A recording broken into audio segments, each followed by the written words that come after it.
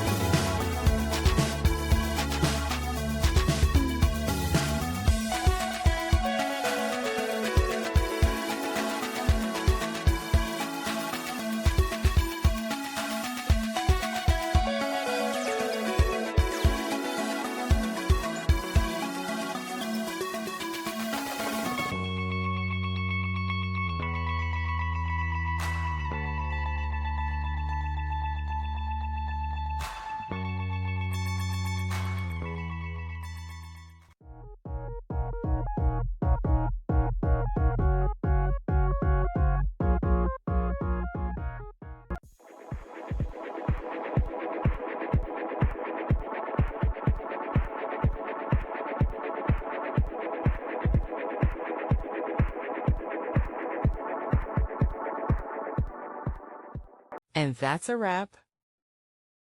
I hope you found the answer you were looking for.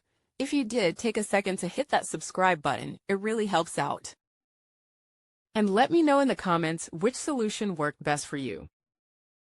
See you next time in the debug zone.